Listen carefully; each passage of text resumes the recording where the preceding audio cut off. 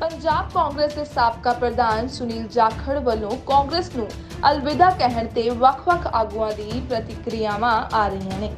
Senior Bhajpa आगू ते मोगा दे साबका विधायक हरजोत कमल ने सुनील जाखड़ नाल अपने पुराने रिश्तिਆਂ ਨੂੰ याद करदिआं कहा कि ਉਹ कांग्रेस ਦੇ टकसाली आगूआं ਵਿੱਚੋਂ ਇੱਕ ਨੇ, पर पार्टी ਵੱਲੋਂ ਉਹਨਾਂ ਦੇ ਲਈ ਕੀਤਾ ਗਿਆ ਵਤੀਰਾ गलत ਸੁਨੇਹਾ ਦਿੰਦਾ ਹੈ। ਇਸੇ ਤਰ੍ਹਾਂ ਸਾਬਕਾ ਮੁੱਖ ਮੰਤਰੀ ਕੈਪਟਨ ਅਮਰਿੰਦਰ ਸਿੰਘ ਨਾਲ ਵੀ ਕੀਤਾ ਗਿਆ ਸੀ। ਉੱਥੇ ਹੀ ਕਾਂਗਰਸ ਪਾਰਟੀ ਦੀ ਕਾਰਜਸ਼ੈਲੀ ਦੇ ਵਰੇ ਤੇ ਕਿਹਾ ਕਿ ਪਾਰਟੀ ਹੁਣ ਠੀਕ ਨਹੀਂ ਰਹੀ। ਇਸੇ ਤਰ੍ਹਾਂ ਉਹਨਾਂ ਨਵਜੋਤ ਸਿੰਘ ਸਿੱਧੂ ਦੀ ਵੀ ਨਿੰਦਾ ਕੀਤੀ। सर सुनील जाखड़ जी आज पार्टी ਨੂੰ अलविਦਾ ਕਹਿ ਗਏ ਕਾਂਗਰਸ ਨੂੰ। ਲਗਾਤਾਰ ਕਾਂਗਰਸ ਦੇ ਵਿੱਚੋਂ ਪਹਿਲਾਂ ਕੁਝ ਮੈਂਬਰਸ ਕੱਢੇ ਗਏ, ਉਸ ਤੋਂ ਬਾਅਦ ਹੁਣ ਪਾਰਟੀ ਦੇ ਵਿੱਚੋਂ ਨਿਕਲਦੇ ਜਾ ਰਹੇ ਨੇ। ਸਾਥੀ ਰਹੇ ਨੇ ਮੇਰੇ ਸਾਥੀ ਵੀ ਮੇਰੇ ਸੀਨੀਅਰ ਰਹੇ ਨੇ, ਪ੍ਰਧਾਨ ਰਹੇ ਨੇ ਸਾਡੀ ਪਾਰਟੀ ਦੇ ਪੁਰਾਣੀ ਦੇ।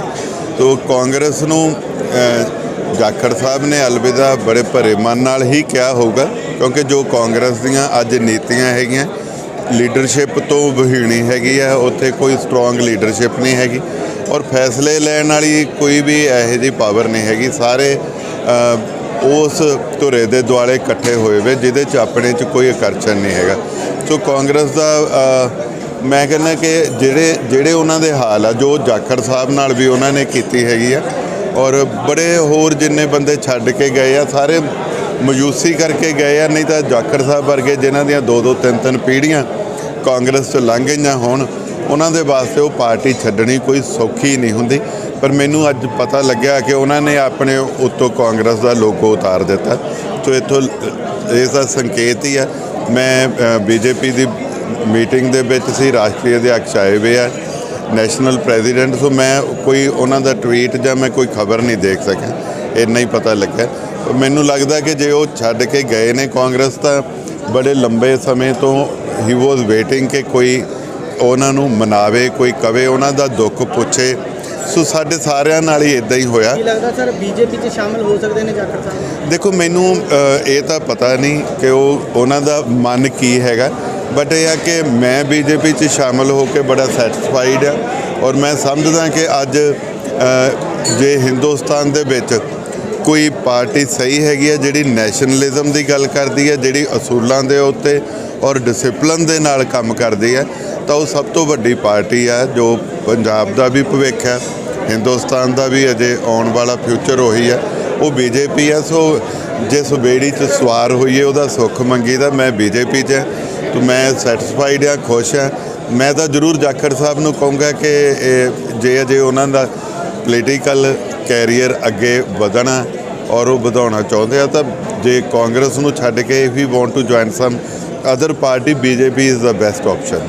ਸਰ ਸੁਨੀਲ ਜਾਖੜ ਜੀ ਨੇ ਅੰਬਿਕਾ ਸੋਨੀ ਦੇ ਖਿਲਾਫ ਵੀ ਕਾਫੀ ਭੜਾਸ ਕੱਢੀ ਹੈ ਔਰ ਇਸ ਨੂੰ ਲੈ ਕੇ ਨਵਜੋਤ ਸਿੰਘ ਸਿੱਧੂ ਨੇ ਕਿਹਾ ਕਿ ਪਾਰਟੀ ਪੱਧਰ ਤੇ ਜਿਹੜੀ ਬੈਠ ਕੇ ਗੱਲਬਾਤ ਕਰਨੀ ਚਾਹੀਦੀ। ਕੀ ਲੱਗਦਾ ਤੁਹਾਨੂੰ? ਜੇ ਤਾਂ ਨਵਜੋਤ ਸਿੱਧੂ ਜੀ ਨੂੰ ਬੁਲਾ ਲਿਆ ਕਿਸੇ ਨੇ ਪਾਰਟੀ ਪੱਧਰ ਤੇ, ਰੰਜਿਸ਼ਾਂ ਤਾਂ ਉਹਨਾਂ ਦੀਆਂ ਵੀ ਪਾਰਟੀ ਨਾਲ ਬਹੁਤ ਆ ਔਰ ਸਿੱਧੂ ਸਾਹਿਬ ਦਾ ਮੈਂ ਆ ਬਿਆਨ ਸੁਣਿਆ ਨਹੀਂ, but as you are telling ਕਿ ਸਿੱਧੂ ਸਾਹਿਬ ਦੇ ਤਾਂ ਆਪ ਦੇ ਵਿਰੁੱਧ ਉਹਨਾਂ ਨੇ ਅਨੁਸ਼ਾਸਨਹੀਨਤਾ ਤੱਕ ਪਤਾ ਨਹੀਂ ਕਿਹੜੇ ਚਿੱਠੀ ਪਾਈ ਵੀ ਹੈ ਪ੍ਰੈਜ਼ੈਂਟ ਪ੍ਰਧਾਨ ਰਾਜਾ ਵੜਿੰਗ ਜੀ ਨੇ। ਸੋ ਸਿੱਧੂ ਜੀ ਨੂੰ ਜੇ ਤਾਂ ਬੁਲਾ ਲਿਆ ਕਿਸੇ ਨੇ ਬੈਠ ਕੇ ਗੱਲ ਕਰਨ ਨੂੰ ਤਾਂ ਫਿਰ ਤਾਂ ਉਹ ਜਾਖੜ ਸਾਹਿਬ ਨੂੰ ਵੀ ਸਲਾਹ ਦੇ ਦੇਣ, ਫਿਰ ਉਹਨਾਂ ਲਈ ਵੀ ਕੋਈ ਆ ਜਾਊਗਾ ਤਾਂ ਉਹ ਗੱਲ ਕਰ ਲੈਣ। ਉਹਨਾਂ ਦਾ ਤਾਂ ਆਪਦਾ ਅਜੇ ਮੈਨੂੰ ਪਤਾ ਨਹੀਂ ਲੱਗਦਾ ਕਿ ਉਹ ਕਿੱਧਰ ਨੂੰ ਜਾਣਗੇ, ਕਦੀ ਆਮ ਆਦਮੀ ਪਾਰਟੀ 'ਚ ਮਿਲਦੇ। ਸੋ ਮੈਂ ਇਸ ਗੱਲ ਵਾਸਤੇ ਮੈਨੂੰ ਹੈਰਾਨੀ ਆ ਕਿ ਐਡੀਆਂ ਵੱਡੀਆਂ ਸ਼ਖਸੀਅਤਾਂ ਜਾਖੜ ਸਾਹਿਬ, ਸਿੱਧੂ ਸਾਹਿਬ, ਹੋਰ ਬੜੇ ਸਾਹਿਬ ਹੈਗੇ ਨੇ, ਮਹਿੰਦਰ KP ਜੀ ਵਰਗਿਆਂ ਨਾਲ ਜੋ ਜਲਾਲਤ ਕੀਤੀ ਹੈ, ਉਹ ਬੰਦੇ ਛੱਡ ਕੇ ਇਸੇ ਕਰਕੇ ਜਾ ਰਹੇ ਆ ਕਿਉਂਕਿ ਕਾਂਗਰਸ ਦਾ ਜਿਹੜਾ ਵਿਜ਼ਨ ਹੈਗਾ ਉਹ ਕਲੀਅਰ ਨਹੀਂ ਹੈਗਾ, ਲੀਡਰਸ਼ਿਪ ਕਲੀਅਰ ਨਹੀਂ ਹੈਗੀ ਔਰ ਇੱਦਾਂ ਦੇ ਫੈਸਲੇ ਕਰ ਰਹੇ ਆ ਉਹ ਜਿਹੜੇ ਉਹਨਾਂ ਦੇ ਆਪਣੇ ਵਾਸਤੇ ਵੀ ਮਾਰੇ ਆ। ਇੱਕੋ ਹੀ ਗੱਲ ਕਹੂੰਗਾ, ਉਹ ਕਹਿੰਦੇ ਹੁੰਦੇ ਆ ਵਿਨਾਸ਼ ਕਾਲੇ ਵਿਪਰੀਤ ਬੁੱਧੀ, ਇਉਂ ਲੱਗਦਾ ਜਿਵੇਂ ਬੁੱਧੀ ਭ੍ਰਿਸ਼ਟ ਹੋ ਗਈ ਆ। ਇੱਦਾਂ ਦੇ ਫੈਸਲੇ ਨਹੀਂ ਤਾਂ ਕੋਈ ਨੈਸ਼ਨਲ ਪਾਰਟੀ ਨਹੀਂ ਕਰਦੀ ਜਿਹਦੇ ਨਾਲ ਉਹ ਪਹਿਲਾਂ ਹੀ ਮਰੇ ਵੇ ਹੋਰ ਮਰਨ ਵਾਲੀਆਂ। ਕੈਪਟਨ ਅਮਰਿੰਦਰ ਸਿੰਘ ਦੀ ਭੂਮਿਕਾ ਕਿਵੇਂ ਦੇਖਦੇ ਹੋ ਕਿ ਉਹਨਾਂ ਦੇ ਨਾਲੋਂ ਪਹਿਲਾਂ ਇਕਜੁੱਟ ਲੈ ਕੇ ਚੱਲ ਰਹੇ ਸੀ? ਕਿਸ ਵਾਸਤੇ ਬੀਜੇਪੀ ਨਾਲ ਗੱਲ ਕਰ ਕਾਂਗਰਸ ਪਾਰਟੀ ਨੂੰ ਕੈਪਟਨ ਸਾਹਿਬ ਪਹਿਲਾਂ ਕਾਂਗਰਸ ਸੀ। ਦੇਖੋ ਜਦੋਂ ਤੁਸੀਂ ਆਪਣੇ ਲੀਡਰ ਦੇ ਉੱਤੇ ਕਿੰਤੂ ਪ੍ਰੰਤੂ ਕਰਨ ਲੱਗ ਪੈਂਦੇ ਆ ਤਾਂ ਫਿਰ ਉਹ ਮੈਂ ਜਿਹੜੀ ਗੱਲ ਹੁਣ ਕਾਂਗਰਸ ਵਾਸਤੇ ਕਹੀ ਹੈ, ਪੰਜਾਬ ਦੇ ਵਿੱਚ ਵੀ ਕਾਂਗਰਸ ਤੇ ਇਹੀ ਹੋ ਗਿਆ। ਪੰਜਾਬ ਦੀ ਕਾਂਗਰਸ ਨੂੰ ਜਿਹੜੀ ਸੈਂਟਰ ਦੀ ਲੀਡਰਸ਼ਿਪ ਹੈ ਉਹ ਇਕਜੁੱਟ ਕਰਕੇ ਹੀ ਨਹੀਂ ਰੱਖ ਸਕੀ। ਉੱਥੇ ਜਿਹੜਾ ਜਾਂਦਾ ਸੀ ਉਹਨੂੰ ਉਹ ਪੁੱਠੀ ਥਾਪੀ ਦੇ ਕੇ ਤੋੜ ਦਿੰਦੇ ਸੀ। ਕੈਪਟਨ ਅਮਰਿੰਦਰ ਸਿੰਘ ਹੋਣਾ ਦੇ ਵਿਰੋਧ ਵਿੱਚ ਵੀ ਜੇ ਉੱਪਰੋਂ ਥਾਪੀ ਨਾ ਮਿਲੀ ਹੁੰਦੀ ਤਾਂ ਕਿਸੇ ਦੀ ਜ਼ਰੂਰਤ ਨਹੀਂ ਸੀ ਕਿ ਕੋਈ ਪੰਜਾਬ ਦਾ ਲੀਡਰ, ਚਾਹੇ ਕੋਈ ਮੰਤਰੀ ਹੋਵੇ ਚਾਹੇ ਕੋਈ MLA ਹੋਵੇ, ਉਹਨਾਂ ਦੇ ਵਿਰੁੱਧ ਕੋਈ ਬੋਲਦਾ।